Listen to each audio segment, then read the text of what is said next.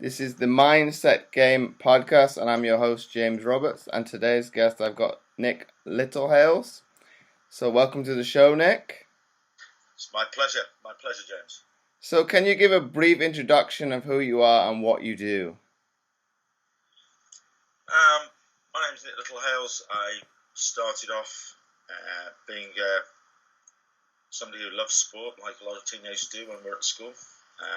Aspired to be all sorts of things and didn't quite make it, which a lot of teenagers do. And I fell into family life and ended up working for a company called Slumberland Beds in the furniture industry, in the sleep product industry.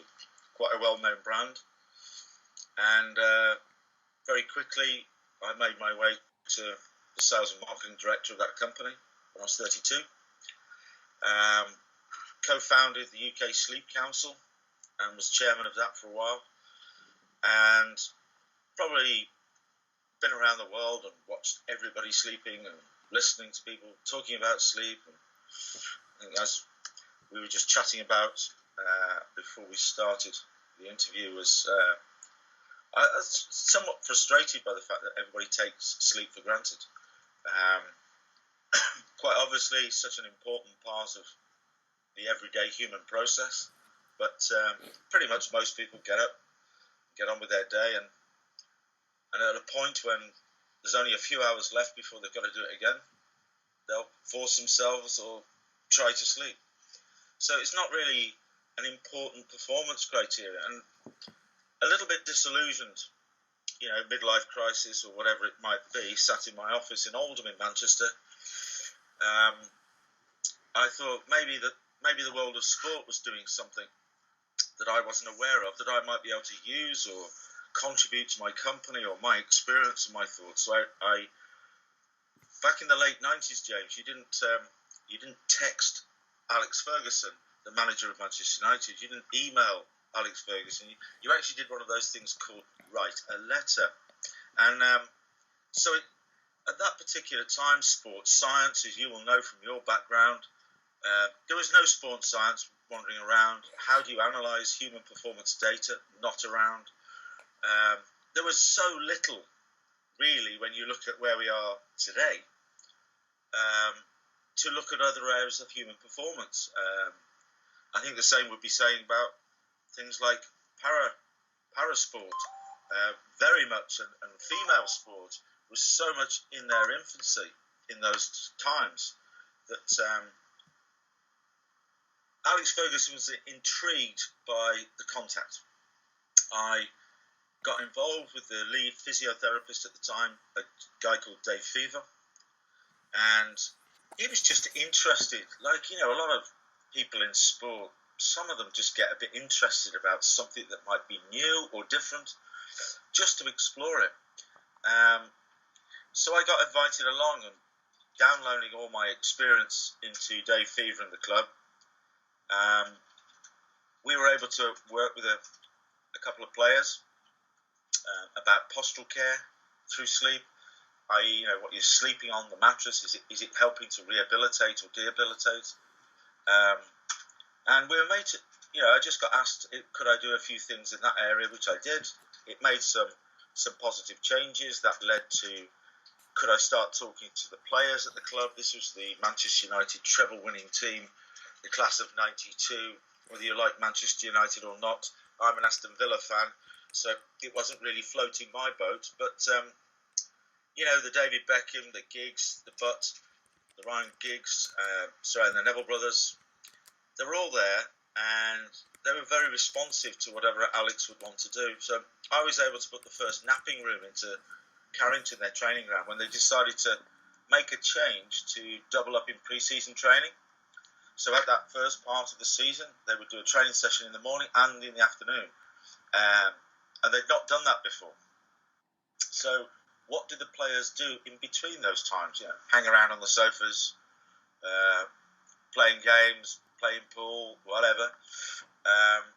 Well, we actually set up a room, put some, relaxing type products into the room, and we encouraged the players to actually go to sleep in between training. Now, I have to say, even while I'm saying it to you now, James, that was a bit weird because, back then, trying to get young superstar footballers for Manchester United to actually go to sleep in between training, it sort of almost seems like it didn't happen. It was a dream. It was like crazy. But, along the route from there on, obviously Manchester United's brand, the players involved were also with the England squad.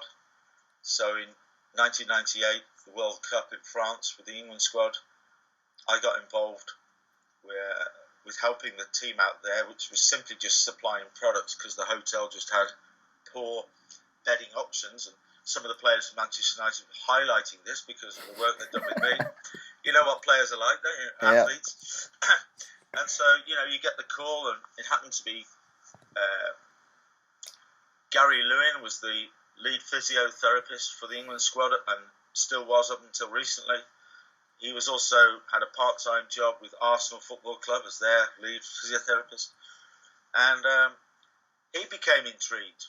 So it's actually physiotherapists in the first instance who were intrigued by the whole area of recovery. And he got me involved with Arsenal Football Club. Arsene Wenger was one of those, unusual new breed of managers who was very open-minded to these types of things. And so I was able to do my first ever first-team football workshop with Arsenal Football Club. And that really was the point in time when, principally, the press, the paparazzi in those days, simply found out that there was somebody going in and coaching footballers. Those pampered millionaire footballers, and he's probably reading them bedtime stories and tucking them in, and I don't know. But they labelled this person as a sleep coach as in sport and sleep as in the subject. And that's where the title came from. It's a long time ago now, some 17 years. But along that route, I've done further work with the England squads in Euro 2004. I've been to all sorts of different clubs at different levels.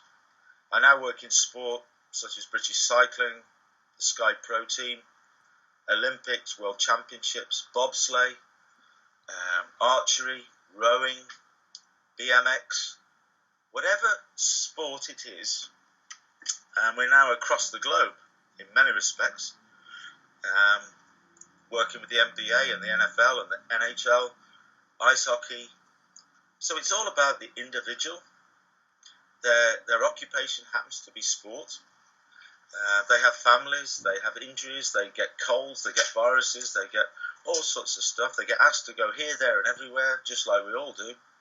So principally the subject is sleep, but it's more to do with mental and physical activity and how you approach mental and physical recovery, rather than this subject, sleep, which everybody has always taken for granted.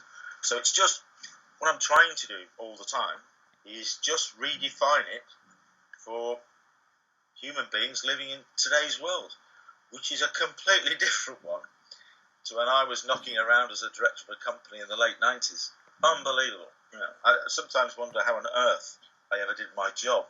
I used to get excited, James, when my personal assistant would send me a fax to the hotel I was in on the other side of the world. It's like, oh, look at this, So I think it's just, I think there's been certain shifts in the way we live our lives, and it's happened relatively quickly, from moving from a certain point when everything was okay. We had 9-to-5 jobs, worked Monday to Friday, we had a couple of days off, there was no 24-hour sports news or news, all this sort of stuff, no technology. So we had lots of opportunities to recover, but we weren't actually doing it on purpose or for a reason. It's just there was nothing else to do, sort of thing. So all that's happening right now, and pretty much the role I do, yes, it's a sleep coach, but it's got much more to do with the mental and physical approach to every day, the psychological approach to every day, the ability to have a flexible routine that enables you to to do your work, to do your sport, travelling, families, just being available to play or to perform is massive. And, you know, when it takes 4 years out of you, which you know perfectly well, when you sit there and Tokyo is in the far distance, but it's not. Every day, Tokyo is right in your head, right in your mind. Everything you eat, everything you drink, what you do, and ultimately to be able to peak at a particular time on a particular day that's 4 years away. That takes a mindset that not many people, certainly I would struggle with it, but not many people can achieve. So it, you know, in British cycling, the aggregation of marginal gains, how do you wash your hands, teaching people how to do everything in every single way, just to add all those things up, so you know we can get that person to that particular moment and give them the best chance they possibly can.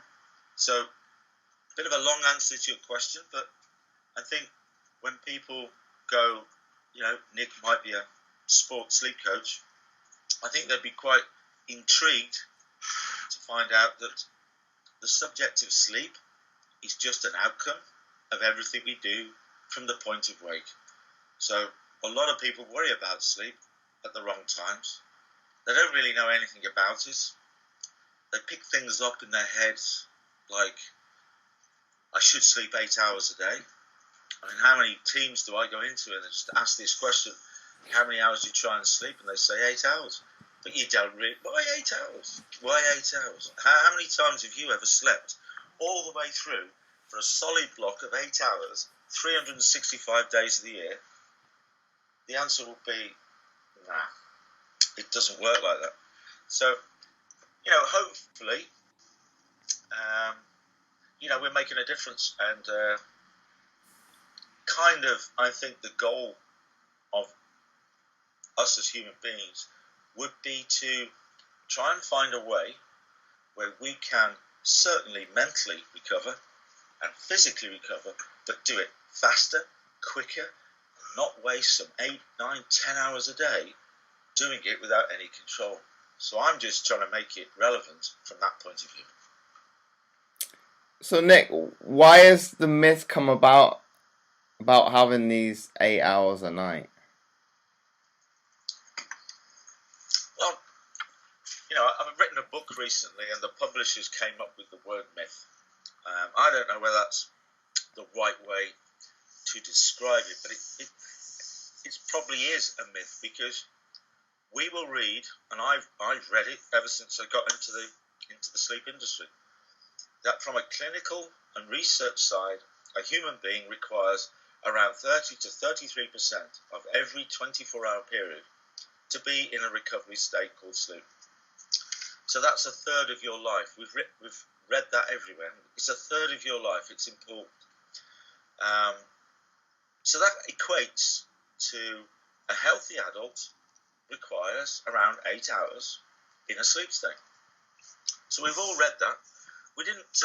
It wasn't discussed at school, though, was it? I don't remember having any lesson, whether it's biology or anything at all.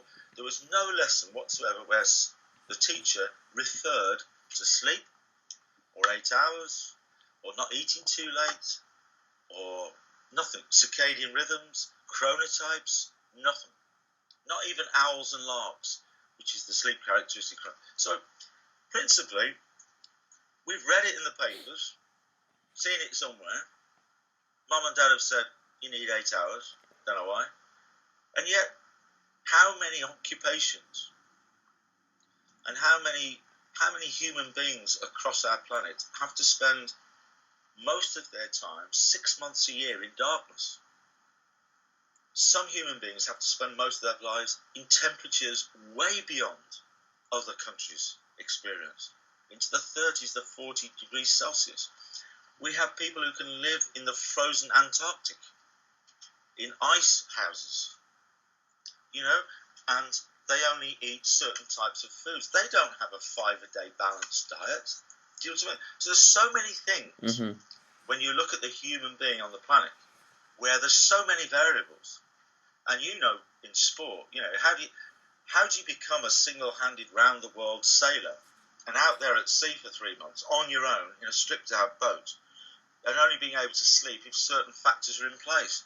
I mean, there's one going on right now. So, and when you look back in history, which you should have at least half an hour at school at some point on.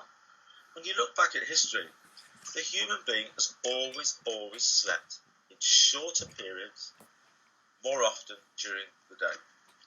It's called a polyphasic approach. The only time we ever switched to sleeping in one block, i.e. 8 hours a night, one block, was when we invented the electric light bulb. We invented the electric light bulb, which meant that we could keep blue light, daylight in our system for longer, because we could extend it into the evening, we could bring it into our lives, whereas before, basically, we started to shut down as the sun disappeared over the horizon. And we changed it when we invented that. And up until that point, we would always sleep for maybe 20, 30 minutes, midday between 1 and 3, 20 or 30 minutes between 5 and 7 every day. This is part of this natural sun-up and sun-down process and us as human beings. We would sleep for a few hours at night, wake up, do some stuff, go back to sleep for a few hours. The Victorians used to do that. So I think the reason why it's a bit of a myth is because this isn't actually natural to a human being. It was only created because we went and created artificial light. And then we created daylight saving time, which happens every year when we turn the clocks back and forward, because that was created because of world wars, where countries actually decided to shift the clocks to create more space, to make more bombs, more warheads, more this, more that, more that. And they switched. So a lot of countries followed the same rule. So every year we get into winter and we have to deal with this time shift of waking up in the dark and coming home in the dark. And I suppose there's another one called technology. That's come into our lives and it's changing everything that we do, and there's more to come, isn't there, James? We're going to have things just coming in every minute of the day. And so what it is why it's like a myth, is that if I'm coaching Paralympic athletes, if I'm coaching young teenagers trying to get into sport or into a career, pilots, doctors, surgeons, nurses, teachers, across the whole piece, is that none of them ever achieve and can achieve to be able to allocate a whole block of 10 hours a day, 1 hour before, 1 hour after, 8 hours in complete sleep all the way through. Nobody's achieving that in the slightest. They have to use different types of habits and techniques to cope with it. And that principally, I think, is just a complete lack of knowledge. And nobody's teaching, and nobody's communicating. So everybody spends most of their time worrying about, I'm not going to be able to get my 8 hours tonight, when actually, with one little paragraph and a conversation, they suddenly realise that maybe sleeping in shorter periods, more often, in a different way, throughout a whole week rather than every day, is actually perfectly natural.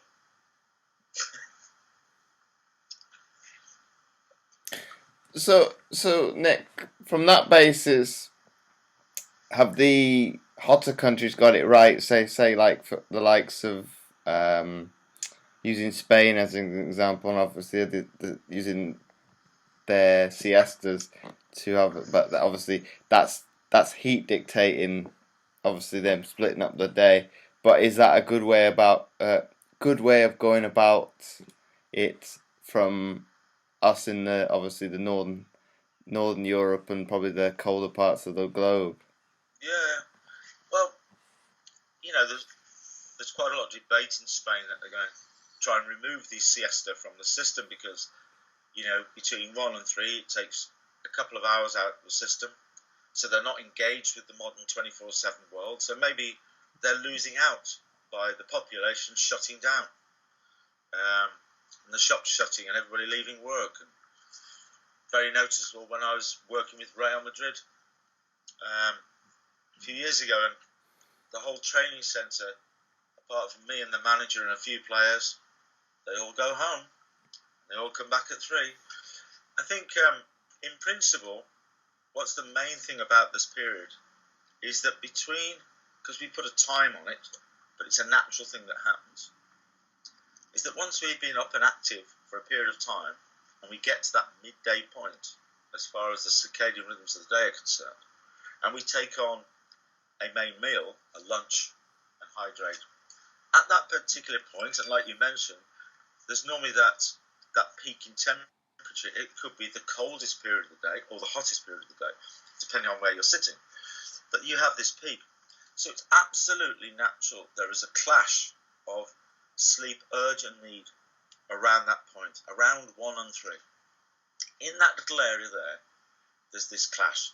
So it's perfectly natural for you to just zone out, little micro sleep, chill out, curl under the tree and just have a snooze, whatever it might be. It's perfectly natural, and it's part of this natural process.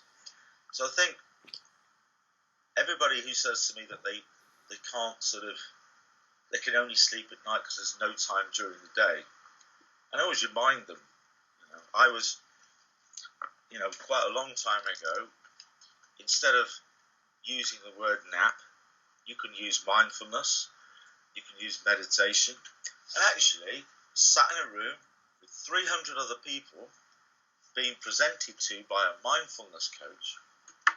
We're all sat there, we center our feet, we concentrate on our breathing, the noises are all still there, and you can literally just zone out. And you're still awake in that sense, you're still conscious, but you can actually zone out. It's like falling asleep behind the wheel of a car. Why would we do that? That's madness.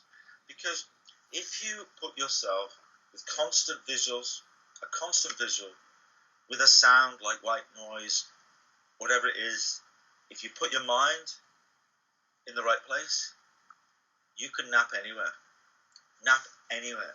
So all it is a 20 or 30 minute period at the right time in the day, in the 24 hours, can be classed as a sleep-wake cycle.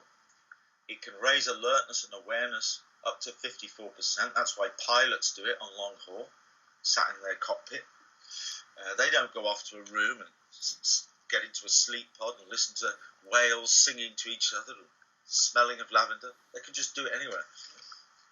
And when you take those things into account, whether it's in the workplace, in sport, you can use this recovery period, right before an event. You would know you're there trying to get ready to prepare for an event. The adrenaline's going everywhere and everything else, but maybe it's a nice opportunity to just zone out for a few minutes and focus on what you're doing. And I see athletes doing that all the time. Their ability to block out everything, British Cycling, Brad Wiggins of the team pursuit, there we all are, sat in the chairs, inside the track. There's a race going on around them, the TV's everywhere, and they're all focused, taking themselves away. So if we start to look at it in a little bit of a different way, these things can really, really work. And if I talk to you about a 5 90-minute cycle routine every day, which is 7.5 hours, I don't think of it as just at night. I think of it, I would like to get 5 sleep cycles in every day, every 24 hours. But maybe it's a combination of 1, 2, 3, 4, 5, or 1, 2, 3, 4 cycles at night and the nocturnal bit. Mm-hmm. Or it might be 3 there, 1 midday, because I've got to play at 8 o'clock tonight and don't finish till 3 o'clock in the morning. If it was a football match, I might slot it in between 5 and 7 because we're now coming into the summer and there's more daylight out there, and I want to go and play and enjoy myself with all my friends in the evenings and ride my bike and socialise, don't you? So I don't want to be falling asleep at 9 o'clock, absolutely shattered, when the summer's here and it's still light till 10 o'clock. So what you do is, within everyday life or sport, you look at the schedules, you look at what's being asked of you, and you slot in sleep recovery moments, periods, to suit that schedule, to stop you getting into a habit of constantly walking around fatigued. So you might over-caffeinate, you might start to use sleeping tablets. There's other things that we can get our hands on that creates a false boost. And we start to get into that habit. So it's like sleeping badly, not very well, waking up a lot, getting too hot, and then caffeine, sleeping tablets, other stimulants start to come into your life to get yourself through it. And that, today, is where I have to say, most of the time, when I get asked to go into any organisation, it's because those well-being red flags are flying. Big time. And Nick, you say to try and incorporate that 30 minutes, obviously, power nap into your day. Isn't that quite difficult this day and age, obviously, with, like you say, that 24-hour clock with business running virtually non-stop all the. How does the normal Joe Blogs kind of incorporate that into their lives? Because obviously for a sports person, the day is kind of structured a little bit differently. Yeah, it is. And it isn't. Because, in every day, there is time in every day that is wasted. It's not to say that you're not doing something positive, but we all know there are moments throughout our day where we're just doing things for a reason, but for no apparent reason. When we're having a conversation with somebody, and a bit like me talking to you now, James, could I have said everything I just said to you in a more concise and quicker and more specific way? Or is this just a conversation where we're just having a chat and wasting some time? You know what I mean? In every single way, meetings, lunchtimes, breaks, if you've got a 2-litre bottle of water on your desk so that you can keep hydrating, it wasn't that long ago when that water was in the canteen or in the fridge over there, and you had to get up from your desk and walk over there and take some water, or make a cup of tea, or make a cup of coffee. You wouldn't allow to be eating at your desk. Absolutely corporate no-no. There's no turning up at 9:15 in the morning and then getting your porridge out and your portable coffee at your desk. No. You would have to. So all of the little factors where you look at it, there is plenty of time. Certainly, there was not a coffee shop every 300 yards in my world back in the late 90s. There wasn't. You'd have to walk a long way to find a coffee shop. Yeah? You'd have to travel some distance to find a gym. So we bring things into our world. We bring things in. We pack our days in, and we just lose sight of the fact there's certain things that actually are more important than other things as human beings. Because James is just a title for your human body. Nick is just a title for mine. And when we sort of get that into our heads, then allocating 15, 20 minutes just to go to the toilet at work, sit in the cubicle, chuck a towel over your head, learn how to do a mindfulness technique or something, listen to some sounds, whatever it is, take a bit of caffeine. If you like caffeine, if you don't like caffeine, use something else. But the pilots use it. A bit of caffeine kicks in 20 minutes later, put the alarm on for 20 minutes, 30 minutes, zone out, come out of it, and you know that whatever you're going to do after that 20 minutes is going to be sharper, quicker, more precise, good decisions, being more alert. So if you treat it just like when you feel really dehydrated and you take on fluid and it goes, oh, I feel so much better now. or you're very, very hungry and you think, take some food on. Oh, I feel so much better now. If you think of it like that, as far as recovery is concerned, if you think I am now really dehydrated, so if I just take 20 minutes to rehydrate, I'm going to feel brilliant. If I keep doing this, I actually might die. You know, it might be quite fatal if I don't take fluids on. So it's only your relationship with things is where you find the space. You always find the space, every single time. It's just clogged up with other stuff. And like you will know, well, hopefully you will know because you've been such a successful athlete, is if you're going to train for an hour, if you take 15 minutes to ensure you're in the right place and then do 45 minutes, is the outcome of that hour more positive, more beneficial? Or is it smashing it for an hour going to make you better and quicker and faster? And I think we all know that that side of our life is as important as the physical side to get the best out of it and to be able to deliver. And that's what, you know, you said power nap, snoozers are losers. Napping is that old guy sat in front of the fire smoking his pipe, reading a paper, Christmas after lunch, all that. Napping is sort of, it's not. So I advise everybody is to don't tell anybody you're doing this. Why get the ridicule? Why would you want to get into that? Let everybody get on with their lives. You just have a recovery program that suits you. And, you know, when I'm off to the toilet, you don't give a damn. But I'm there, raising my alertness, raising my awareness. And in the afternoon, you just can't work out while I'm just a little bit quicker and got things done better than you did. You know, it's just, why did I get promoted and you didn't? Why am I able to go to the gym at certain times or do things at certain times when other people find it difficult? Have I got better mood and motivation to pick up the fruit or the vegetables or grab something that's pre-made and is easier to grab hold of?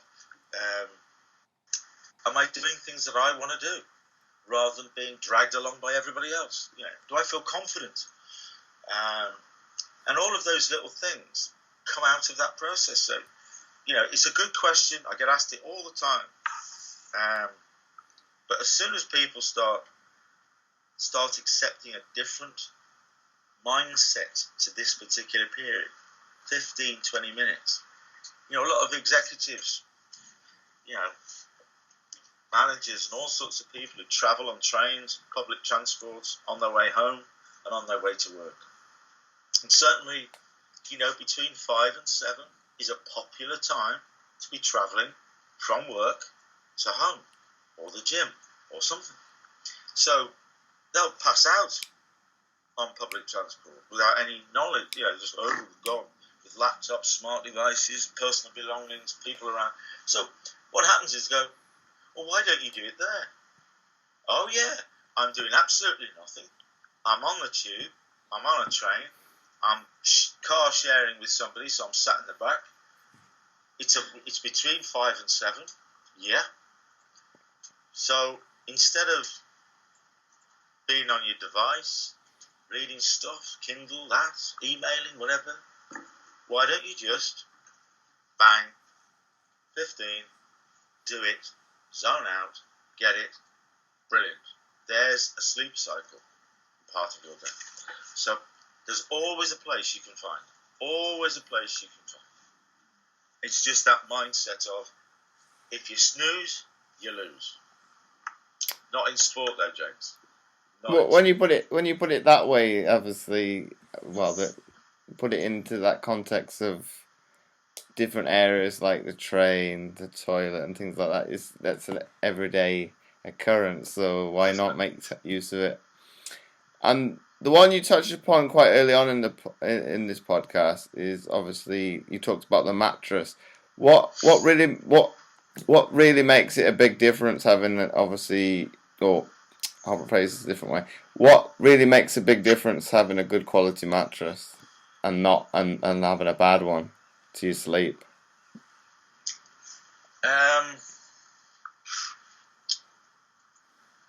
That one is easily answered by the floor.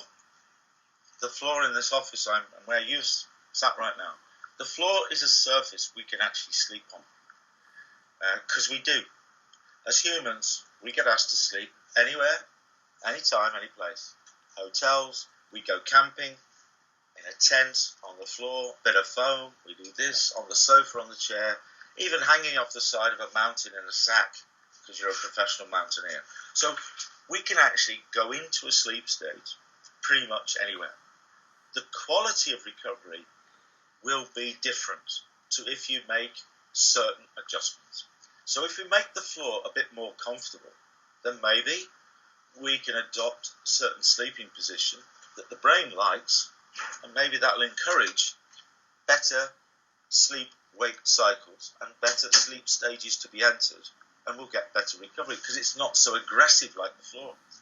Now, you may well have experienced some of the work I did around 2012 with British Cycling and also the para cycling teams. We created little sleep kits, and they would sleep on them at home, and then they would be taken to London 2012, and we did exactly the same this year. Not this year now, but last year for Rio. And they were sleeping on little shallow pieces of foam, basically. Special foam, but I don't mean that it's like specially created for Olympic cyclists, but it was a viscoelastic foam, 7.5 centimetres deep. That would be in a sleep kit on the floor in Rio, like it was in London 2012, and they would be sleeping on that. There'd be another layer on top of it, a little comfort layer on top of that, wrapped up in some linen with some duvet and a pillow. Now, the question is, no mattress that is a flat surface, that's made of materials that don't move, they don't sense anything, they don't adjust, they don't do nothing. It's a flat surface like the floor, but it happens to have materials or springs in it that makes the floor more comfortable to lie on, like a little camping mat or a blow-up lilo.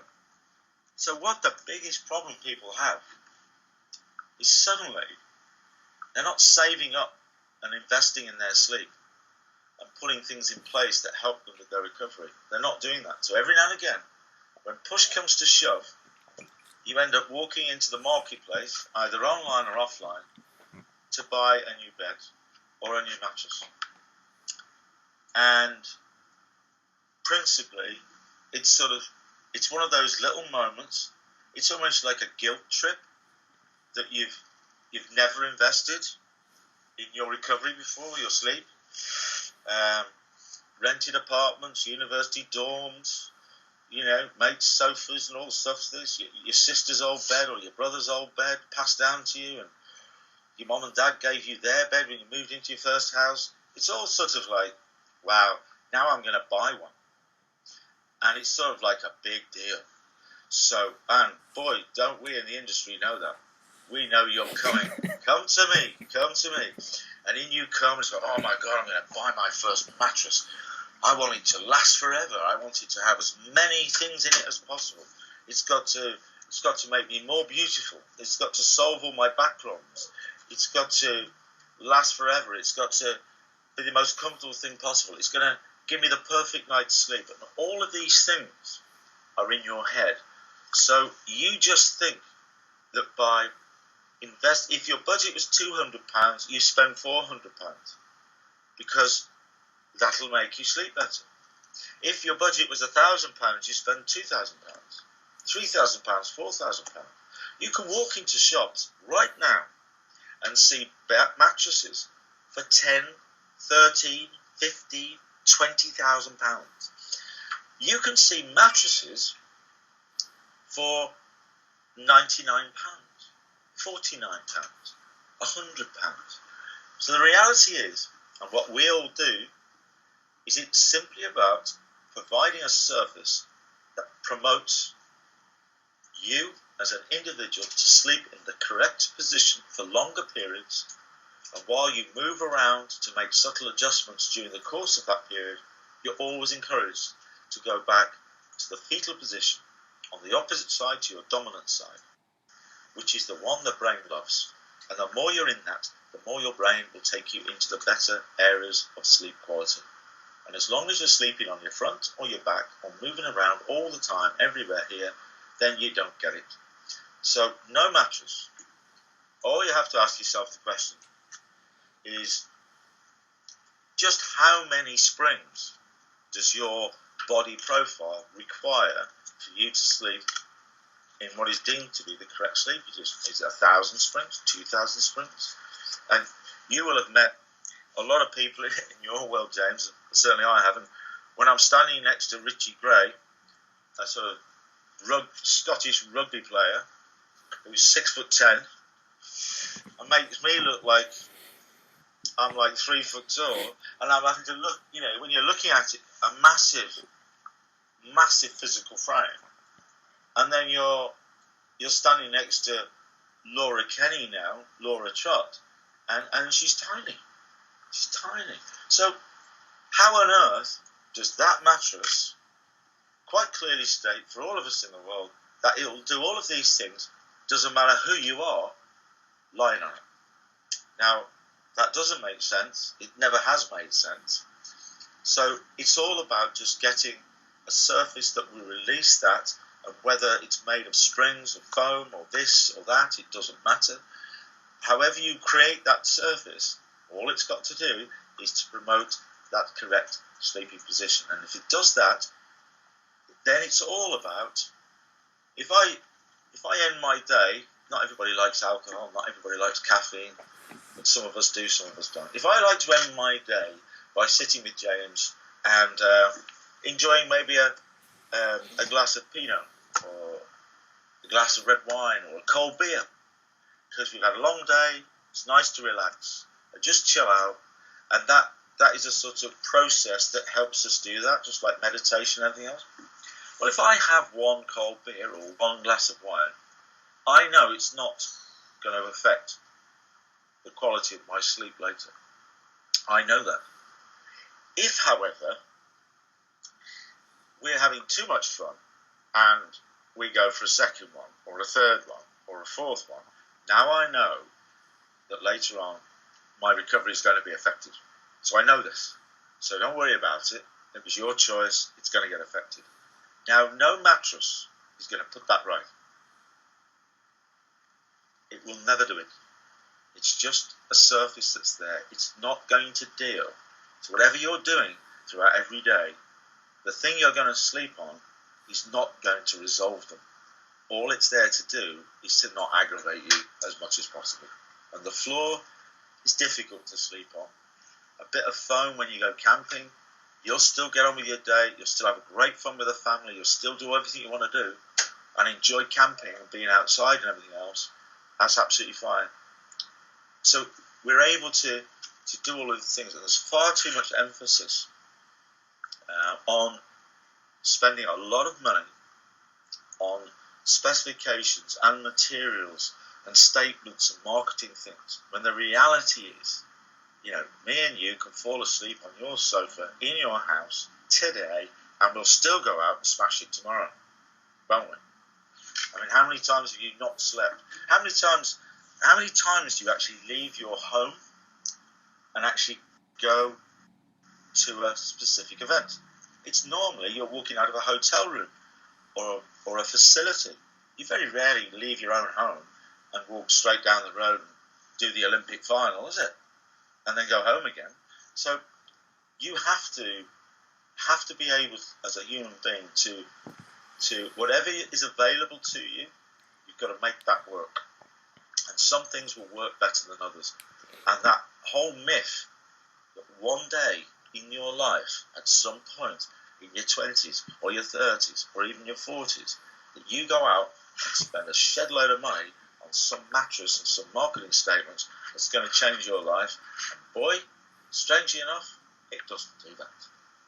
So, for me, I'd much rather, if we just make the floor a bit more comfortable for you, James, and it costs us, a couple of £100 because we're using this bit of foam, and we just make the floor a bit more comfortable, Then if we keep changing that, every 2, 3, 4, 5 years, then it keeps that surface fresh. It's not deteriorating. It keeps your mindset right. So maybe £100, £200 every 3 or 4 years, or 2 years, or whatever, is much better than chucking out £1,000 and keeping it for 15 and not doing anything about it. Life's just not life. Particularly this recovery process is not about, when you buy that mattress and you spent a load of money on it, and then 6 months later you find out your partner's pregnant and you're going to have a family, or you've got an injury, or you've got something to deal with, haven't you? And you just go, I'm not going to do anything about that. The thing that you spend 10 hours on a day, you're not going to do anything with it. You're just going to leave it there, and now you're going to do this and do that. It doesn't make any sense at all. So, that's why we're a bit more flexible. To get the routine right, get the mindset right, put sleep in a different place. Think about mental and physical recovery, and the environments and the products that we use to actually do this process with is all about just making sure that they don't get in the way of how we prepare throughout the day. We don't want them to get in the way, and we know that it only really makes sense when you put it in that context, when you're working with people who are doing something what's classed as outside of the norm. And there are some extreme sports and sports people around who really go to the edge in the way that they want to do things. And when you look at everything they're doing, you just simply, where's my £2,000 mattress that's at home? And here I am, on the other side of the world, about to perform in Tokyo, and that mattress I bought is back in the UK. It hasn't come with me. So that could actually be perceived as a negative, isn't it? In sport. If you can't replicate all the things that are important to your performance wherever you are, then by introducing them only in certain places can actually be a negative, because you don't have it anymore. Do you know what I mean? So, another long answer to your question. Well, I've never thought about it like that in terms of a mattress. Obviously, because most of the times athletes and, say, business people, for another example, spend majority of their times either in hotels or whatnot, and not one bed is going to be the same. So if you think of it from that aspect, you're always going to look at it a negative connotation. Some people have that negative connotation of they don't get a good night's sleep in a hotel, but is that more of a mindset that it's not their bed then? Yeah. I mean, there's lots of bits of research and personal experience, just like you've just said. There's a piece of research. Absolute fact. I've just done a program documentary with a company, and absolute fact that the first night you sleep somewhere different. If you've got a consistent, so most of the time you're sleeping at home, but every now and again, 3 or 4 times a month or more, you leave the home and you go somewhere else to sleep, like a hotel. Recovery can be reduced by up to 50% or more, because it's a different environment. The brain's not sure whether you're in a secure place. There's none of that familiarity with anything. So the ability to feel secure, which is what sleep is about, going into a semi-paralyzed state, your brain shutting you completely down to enable you to wander through these sleep stages. To be able to do that, if you're not in the right place, mentally, physically, then recovery is extremely difficult. And I bet you've experienced it. If you can't sleep before an event, can't sleep after an event, adrenaline, this, anxiety, am I going to perform at my best? Will I win? Will I get injured and never be able to do my sport again? There's all of these factors that go on in your head, don't they, in everyday life. So actually trying to sleep when those circumstances are in place is actually negative. Trying to force yourself to sleep prior to an event or something, when everything is, you're much better off doing other positive mental and physical things that are positive, not necessarily being completely active, but you're in a sleep state, a pre-sleep state, but you're not trying to force yourself to sleep. And when you only talk to somebody, say, well, why are you taking sleeping tablets the night before an event to force yourself to sleep? If you weren't trying to sleep, you wouldn't have to take the tablet. That's true. You only take the tablet to force yourself to sleep. Yeah. Well, why don't you look at some positive footage of when you were at your best? Gives you look at me, absolutely smashing it. Why don't you do meditation, mindfulness? Why don't you just chill out? Why don't you do some drawing? Why don't you do some painting? Why don't you do some origami? Why don't you watch your favourite film? Why don't you listen to your favourite songs? Take the pressure off. Because I can guarantee there's a moment in your life when you've not slept at all, or very little, and you've got up the following day and nailed it. So when you start to think of sleep is more about a recovery process, think of it more as 48 hours rather than 24, that during certain times in your week, your life, in your schedules, sometimes you haven't got any influence over these things as things change. You see, if you can look at it like that, maybe what I'm looking at is just how many cycles can I get in over the next 48 hours?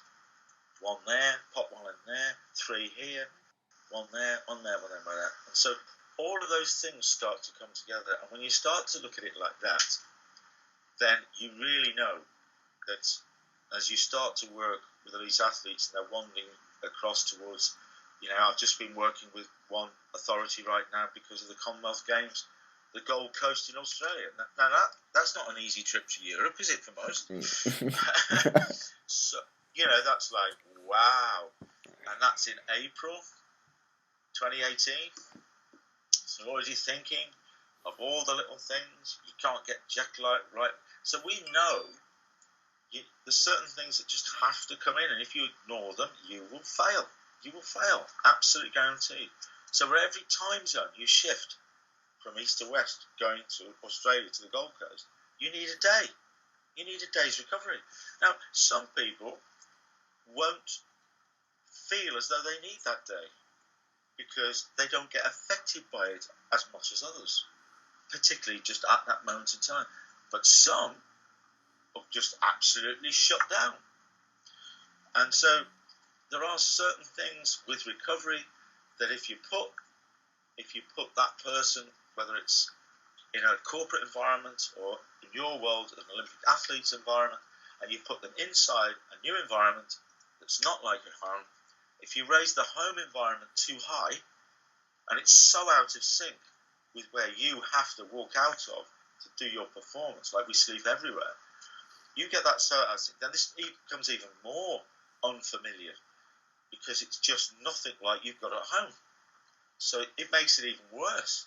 So you sort of have to look at everything you're doing. What hotel are you going to choose to stay in? How much is it more familiar to what you enjoy at home? How much you can modify it slightly by taking your own teddy bear, taking your own comfort blanket, taking your own pillow, taking some bin liners to black out those blinds, or being able to, whatever it might be. Sometimes Hotel A is the one that you always use. But Hotel B, just down the road, it might not be as opulent, it might not be 5-star or 4-star, it might be 2-star or 3-star. But from a point of, I know that before that meeting and before that event, staying in a hotel is going to make it more difficult for me to recover properly. So I'm going to choose Hotel B because Hotel B, I'm able to have more of an impact on it than Hotel A. So there are little tiny things that everybody can start doing that will, in a sort of almost subconscious way, by just exploring those things, you can actually improve the level of recovery and by default sustainable levels of recovery and by default performance. And it's only been in recent years that the organisations and individual athletes are starting to sort of take this on board, do something about it, and feel the benefits of it. It's not to use an old term. It's not rocket science. It's just nobody's ever talked to you before about it. And I think that's why it's sort of. There's a little chapter in the book in my book about mattresses and products, and my industry doesn't like that chapter for obvious reasons. But I tell you what, everybody who reads it, it's almost like it's not that I'm being clever or I'm experienced or I'm this professional coach in sport. They actually just turn around. I've always thought that, Nick. Thank you very much. And it is that weird sort of sense that how many pillows get purchased every day? Pillows, anti-snoring, physio pillows, neck care pillows, all sorts of pillows get bought every day, and all they are is simply because you should have bought a size 9 pair of trainers, but you bought a size 10, and you didn't know that. So you need inner soles to try and make them fit. And every now and again, you just keep buying inner soles to make these trainers fit.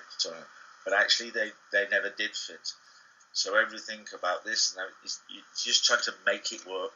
You're trying to make it work. But the reality is, you should have just known your flipping foot was a size 9, and then you bought a size 9, not a 10. It's ridiculous like that. I mean, how many people it's orthopedic, it's chiropractic, it's physio endorsed, it feels really hard when I sit on it, it's going to last forever. Yeah. Are you buying a floor, or are you buying something really comfortable? Mattresses, layers, fillings and layers to sleep on should be in a design focus like a pair of trainers. They're breathable, they're flexible, they use materials that deal with those complicated joints in our feet. They take all our standing weight with ease. We can go to the shops in them, we can go to the gym in them, we can wear them 24/7, we can't feel them on our feet. You don't say the same about Wellington boots or about work shoes, leather shoes, high heels. You don't say the same about those things. So there's only one criteria for something to sleep on. They've got to feel like a pair of trainers. They've got to look like a pair of trainers. They've got to feel like it. They've got to be soft and beautiful. And yeah, a pair of trainers will cost you 60, 70 quid. You spend a lot more if you want. Spend less if you want. Average pair of trainers, something like that, 60 quid. Well, if you wore those for 8 hours a day, how long would they last? Full on, 8 hours a day, full working day, how long would they last? How long would it be before they start to deteriorate? And the thing is, it's not about using materials that deteriorate so that you have to replace them more often because of that. Actually, the materials used are there to do the job of a trainer. That's what they're there to do. Leather doesn't do it. That's what you use for that particular product. One of the things that happens, though, is while you get all the benefits of the trainer when it's fresh and new, you do have to replace them from time to time, depending on your own personal requirements. You can wear them till they fall apart because you don't care, or if you're a little bit more concerned about your footwear and how you walk and how you stride and what you do and your gym and what sport you're in, then maybe you'll change them a bit more often because you want them to be fresh and dynamic, not old and worn. So maybe a little bit of a weird analogy there, or trying to put, but that's the answer to your question. All they want to do is be designed for you to put them on your feet, to sleep with them for long periods of time. And the floor doesn't do that. It's hard and aggressive, and a hard mattress and a firm mattress that's supposed to support your back out. I think all your listeners, have you ever come across, James, in your world, a physiotherapist or a strength and conditioning coach, or if you ever got near a sort of chiropractor or osteopath, and they turn around to you and say the best thing you should be doing is to sleep for 8 to 9 hours on something rock hard like the floor? No, they don't say that. They don't say that in the slightest. So why is it that that industry uses those marketing tools to trap you into buying something? It just makes no sense, does it? I actually am quite passionate about this area, as you can possibly tell, because it's most people get very surprised, and you can probably reaffirm it that all the certainly all the cycling and paracycling athletes are out in Rio, and they're all there smashing records like anything, aren't they? Still doing it, and there they are, all sleeping on what? And most people might think, oh, all those Olympic athletes, they must be sleeping on these fantastic Go Faster Stripe mattresses that have got all this stuff in it. No, they're all on bits of stuff this thick in a bag. Do you know what I mean? That went on a ship. So it's kind of like, oh God. So there you go. So this notion that you need to change your mattress every 8 years is a bit of a myth then, or is it kind of a marketing tool then? I hope nobody from my industry is about to listen to this, James, because I was actually one of the founding members of what is now known as the UK Sleep Council. There was a number of retailers and manufacturers. I was head of one of the leading brands, so I was involved by default. And we created the UK Sleep Council. And that was a way to try and pull together investment from the industry to help communicate to everybody else about sleep and about replacement cycles. And one of the driving things about that particular point was the average replacement cycle of a mattress or a bed in the UK was plus 25 years. Okay, average. So one of our messages was, sleep is important, fine. We just wanted people to change their sleeping products more often. So we came up with the message of every 10 years. Think 10 years, right? If you've had it for 10 years, that's a long, long time. It's probably time to replace it. Now you've got certain retailers who've taken it on board themselves, and they talk about 7 years and 8 years. And you sort of think, well, if I have got a particular lifestyle, it means I do travel a bit. So I probably spend 50% of my time at home and 50% of my time travelling around. I don't know how that would equate to your world in your experience in sport, but I bet there was quite a lot of times when you're away from your home rather than at home. I was at university as well. University as well. So you kind of go, well, if I spend every night in that bed, every night, 365 days of the year, if I wear my trainers every day for 365 days, are they going to wear out quicker? Mm-hmm. Or not so quick? So if I only put my trainers on once a month, I can probably get 4 years out of them, can't I? If I wear them every day, it's not going to be long before I need another pair. So the reality of this is, in my world, is every year you are going to go through a set of experiences, and some of them are planned, some of them are not. Some of them can have more of an impact on you than others. And during that period of time, as a human being, you are going to be affected by that. Some positive, some negative. And you don't know they're coming.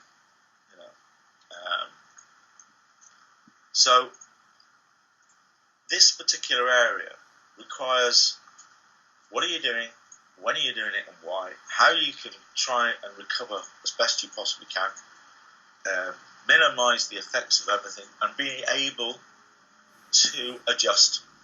And so if it's simply the case that maybe, in your world, you got an injury, this happened to be mid-term training program, everybody listening to this can relate it back to their own lives, because we all have the similar things going on. I'm just using it as an example because we're talking. So you're en route to the World Championships or the Olympic Games, to an event. This happens to be 2017. This is the final leg. And something happens that you hadn't planned for. So if you can go, talk to Nick, your sleep coach, talk to your physio, talk to whatever it is, and you go, if I can just change that layer on the top surface of my sleep system, this little expensive bit, because it's made up of a few layers, if I could take that one off and put this one on, then while I'm recovering, this will aid this particular set of circumstances. Right?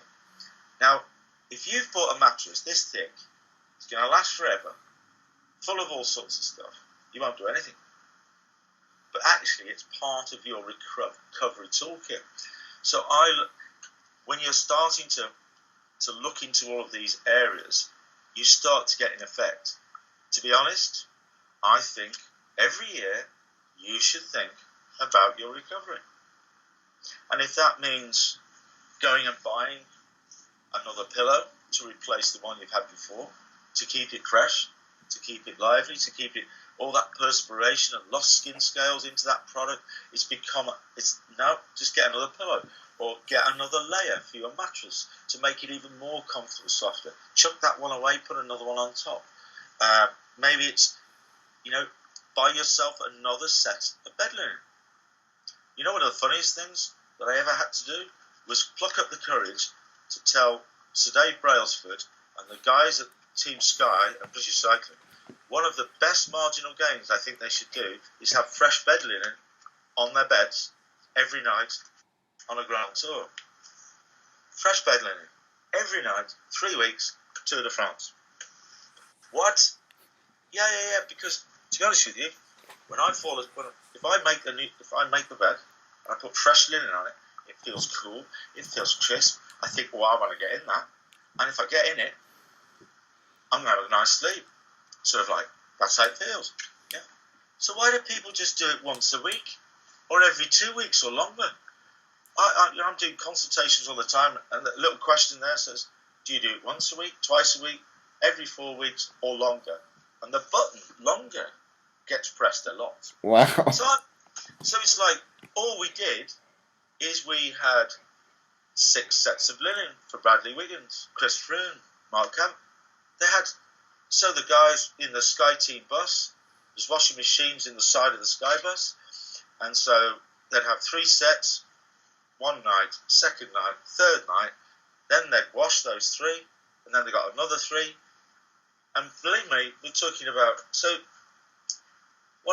to answer your question, 7 years, 8 years, 10 years, nothing's going to make any sense. If you've invested a lot of money in your bedroom and your sleeping products, and you've spent thousands and thousands on the bed, and you've done all sorts of things because that's where you are in this world, then why on earth is somebody telling you to change all of that after such a relatively short period of time? Because they buy them like they would a sofa or a dining table. Other parts of furniture in their home is that they're really not thinking about changing that thing until either they don't like it, or they're moving house, or it breaks, or maybe fashion has changed and you want to move with the fashions of interior design, whatever it might be. But these things last forever. So I think, a lot of my clients, they get into that mindset. When they get asked, what do you want for Christmas? They say, could I have another set of linen, please? Because the more sets of linen I've got means it takes away some of the barriers of being able to take it off and wash it and then dry it and then put it all back on the bed. I can't be bothered. But if you've got a number of sets and you're not buying the most expensive stuff and it's part of your end of the day routine, I don't expect anybody to be changing their bed linen every night, right? That's not the point. But you certainly can say that if you get fresh bed linen when you enter a hotel, they do this. They might not change it fresh every day if you're there for a longer period of time, but it's all that sort of stuff. And I would just always follow that. There's always little things that you can do. It might be a new supplement that you can add into your diet that helps with recovery, mental, physical recovery, with potassium, bits of melatonin in there, bits of magnesium in there, things like tart cherries and banana tea, and various things like that. So it's not all to do with just, mattresses and changing them every 7 years. So every 7 years, if I go and change my mattress, What, to another one exactly the same? Or a different one? No, just change it. Or change it to a better one or a worse one? Or a more expensive one or a cheaper one? No, just change it. Just change it. Oh, I see. Well, give me a reason. Is it because every 7 years that the product has reduced its ability to help me sleep by up to 70%, so it needs to change because I can't sleep as well because of that? Or should I upgrade to something else? Or should I buy an electric one because we're not doing diesel and petrol anymore to save our planet? Is it because we've gone recycling and I need to be able to recycle my product when we didn't really do that not that long ago? No, just change it. And well, if you've got no reason, I ain't going to do it. So it's just balmy. It's balmy, If you buy a little piece of foam and you sleep on that, 7.5 centimetres, and you go to Olympic Games, you go here, you go there, do everything you want, and you're going to wear that one out, then really what it is about your choice and mindset to this process. Every 3 years, I'm going to buy another 7.5 centimetre bit of foam because that's an important thing in my life. That's what I spend a lot of time with, and I wanted to not do anything other than promote. Allow me to get the best possible recovery. So I'm going to have one of those every 3 years. I'm going to have one of those every year, every 12 years, whatever. It's up to you how you perceive it. There's a lot of people out there who want to keep it for thousands of years, because you can do. But every 10 years, 15 years, 1 year, you just do what you need to do. But spending a lot of money, you can spend whatever you want on your bed frame. Make it yourself, chuck a mattress on the floor, buy a fancy bed from an antique shop, buy something functional from IKEA, whatever. The mattress, the pillow, your duvet, maybe not so much your linen, because somebody else comes into your bedroom, closest partner. But I tell you what, we don't go wandering around the streets going, look at my mattress. I bought a Gucci mattress, I bought an Armani mattress, I bought a Nike mattress, an Adidas mattress. Look at my branding. I'm wearing this stuff. It goes into your bed, disappears, and you forget about it. So what does it look like? What is it made of? How many's got this? How many's got that? All that matters is when you take off your clothes and brush your teeth and remove the duvet and climb into your bed, you curl up in a fetal position and sleep. And during that period, that surface is not doing anything other than just not aggravating. There you go.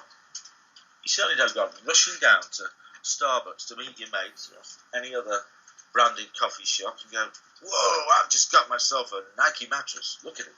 Look how good I look. It doesn't happen, does it? So, it's another area I'm quite passionate about because people get that so wrong. And the last question I've got for you, Nick, before we wrap it up. Would you like to buy my book? What is the optimum room temperature? Oh, well, I think, to be obvious, like every article I might read and every piece of research, the optimal temperature is between 16 to 18 degrees Celsius, right? There's a sun up and sundown process. So all that is as human beings out there, we spend all our time outside like our ancestors did, and as the sun started to move towards the horizon, the temperature would drop, it would go dark, and we would go into sleep, and then the opposite happens when the sun comes up. The temperature rises, we get light, we become active. But that's it. 16 to 18 degrees is one of these sort of clinical laboratory, tests. Oh, look at that. Whereas, as you pointed out earlier on, there are people who are living in climates that are like -25, -40, +40. So you're not always able to control temperature. Some people might have the luxury of air conditioning, which can have a plus and a downside to it because it dries the air out and makes it more difficult to breathe, but you get the temperature right. Some people can open their windows, some people can't. There's a lot of people live in cities and environments where it's not good to be opening the windows and things like that. So, and you go to certain hotels and you don't always have that facility. So the what I always say to people is the one thing that we do know, if 16 to 18 degrees frightens you, females don't have a relationship with 16 to 18 degrees. That's like freezing. They like electric blankets, they like bed socks, they like to be all cozy and warm. I tell female athletes to have their room at 16 to 18 degrees. They just tell me to go away. The thing is that all you need to do is move from warm to cool. So your own natural body temperature, as long as the room or the bedding or the linen, which we touched on before, as long as it's a little cooler than you. So if you're 32 degrees as a body temperature or an environment, then try and get the bedroom at 28 degrees and get it down. If you're at 20, 18. I walk around sometimes, probably like today, with my puffer jacket, 2 layers on, another pair of socks, and I'm walking past 2 guys with shorts and a t-shirt on. I'm going, what's that all about? I'm freezing, they're not, So it's about your individual thing, and that's all it is. It's just simply move. One of the things, I only know this stuff now. I didn't throughout my career. I was just doing like everybody else. But one of the things that happened to me quite a lot is that I would shower twice a day. One was to just prepare myself to be a director of a company and just to be smart and presentable and groomed. So having a shower in the morning was part of that process to bring yourself so I could, represent my company as a director. The other one was there was always things to do in the evenings, either meetings or going to an event or whatever. So you'd always end the day and then I would change into either casual clothes or whatever. So I'd have a shower as part of that process. The one thing is about it is, that's actually my little thing that happens to me that I didn't know I was doing it for any particular reason. But the last thing I do is I will take a quick rinse in the shower. Not to wake myself up. It's a nice little period where you have a relationship with, I'm actually a human being, Nick, not this flipping techno robot that can just do anything. So you're kind of naked, you're kind of rinsing. But what it also does is just take my body temperature up a couple of degrees. And so as I move to the room, that hasn't changed, but I've just took myself up a little bit.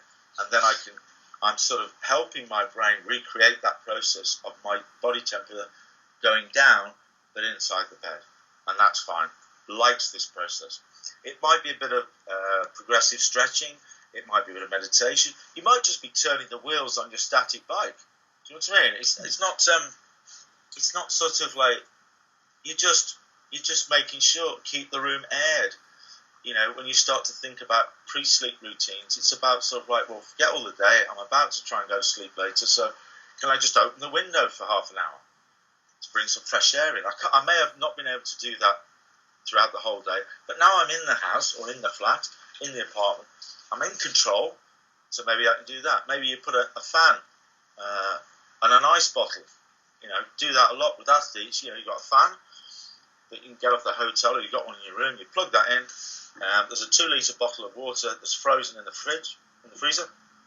Put that in front of the fan, and the fan just blows over the cold water bottle, and it's not going to make the place cold. A frozen bottle of water in a fan, it's not, but it just puts a little bit of nice coolness, freshness into the room for a bit, just in that first process. And this is how you start. Warm to cool, light to dark, amber light, red light, yellow light does not affect the shift between melatonin and serotonin, which are the 2 hormones that trigger One is the wake hormone, serotonin, tells the brain to do or unsuppress everything and release you to be in a wake state. The melatonin tells the brain to do the opposite, to suppress everything, bowel, bladder, active, appetite, everything. And so that moves you towards there. And light and dark does this shift. That's what it does. Natural light does it, and temperature shift. So you're always going to make it more difficult if you don't try and just be in harmony with these things a little bit more. So no pillow, no mattress, no supplement, no isolated intervention, no wearable on your wrist that's telling you about sleep, no sleep app, no nothing. It's going to affect what you get from the hours you allocate to sleep if you're not in reasonable harmony with those circadian rhythms of the day and your chronotype, which means you are genetically tuned to either be a morning person or a nighttime person. And that is simply about the way that melatonin and serotonin builds in your body genetically. Is AMers are 2 hours in front of PMers. That's it. That's why PMers have to get dragged out of bed and dragged to work. AMers are up and rocking.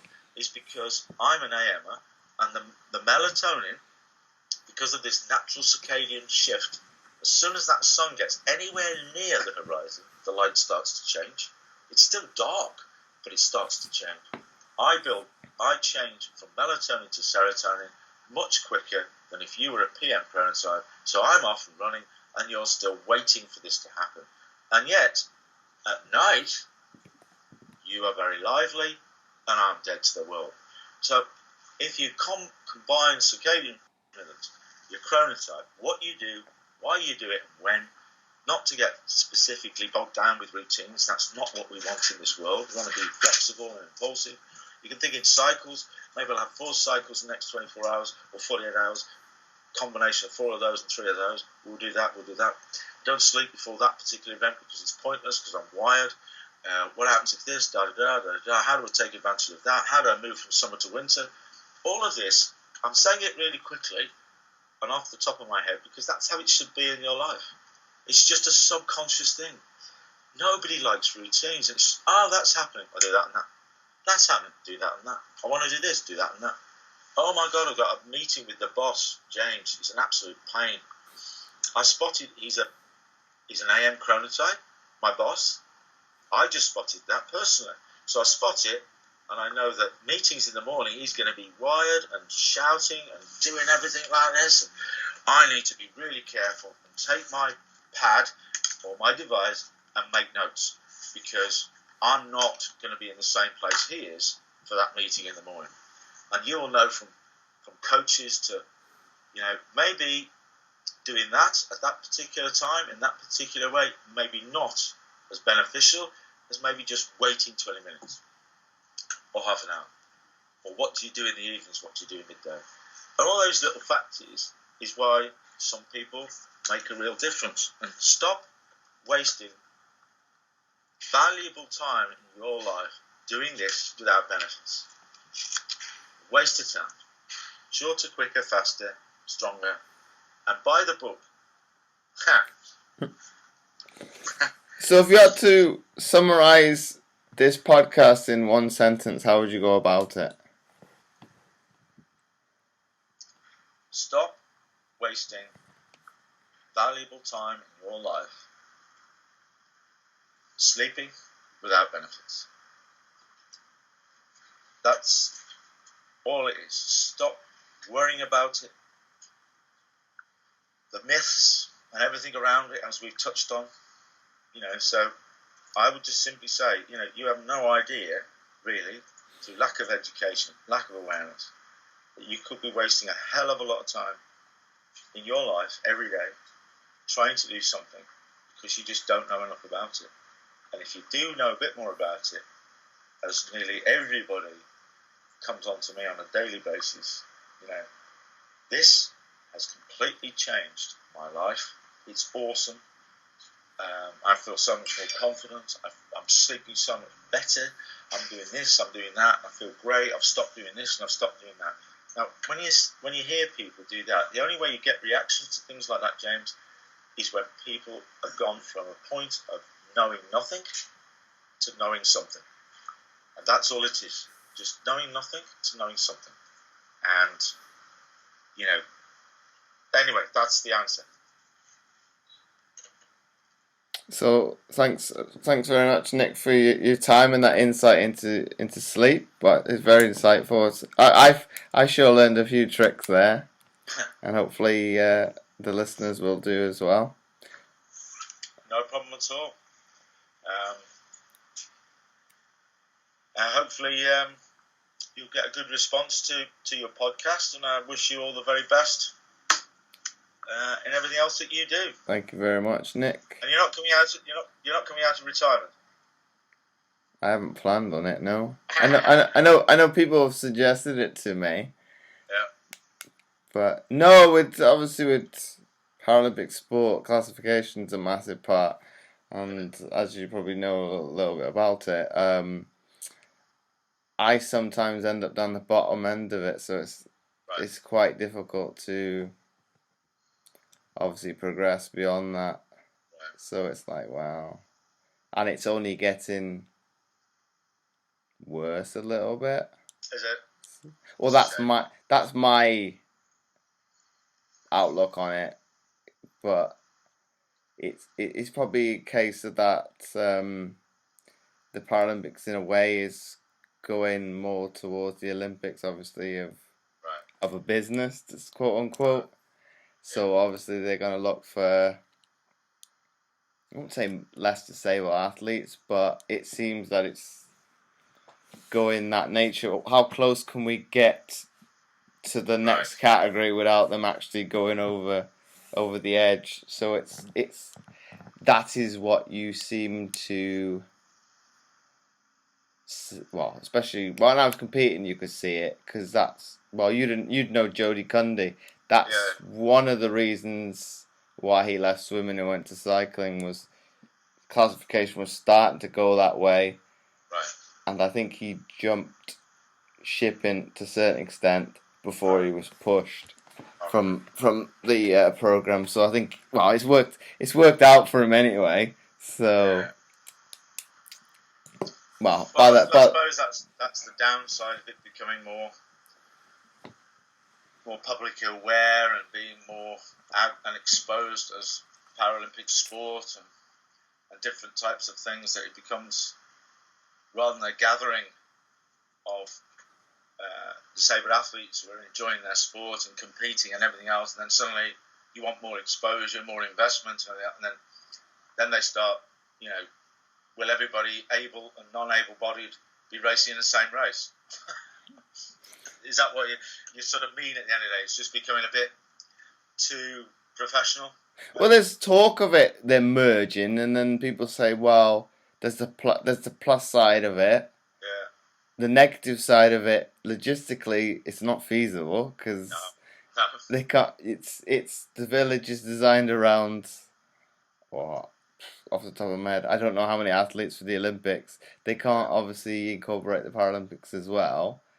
From the other perspective of it, I don't see why the Paralympics, well, they always seem to take an event out to bring something new in. We think, well, the accommodation is there no matter what, because the amount of competitors is a lot less. So you're thinking, well, why don't you go from, I think the Olympics is 3.5 weeks and the Paralympics is just over two. Why don't you just add another week on? It's not gonna make that bit of difference. Okay, it's gonna knock the transition stuff back, but the stuff is there. It's not going anywhere. And obviously, those sports that do lose events won't, and they'll probably be happier for it. And obviously, the competitors that were in it will be. And it will just grow it a little bit, but then I don't know why they don't, but that's probably a whole different issue, isn't it? It's probably a political one, that one. Yeah. Well, good stuff. I'll have to love and leave you. So So once again, thanks for your time, Nick. No problem at all. And for everybody else, this podcast will be aired every Thursday. So until next week, I will see you then.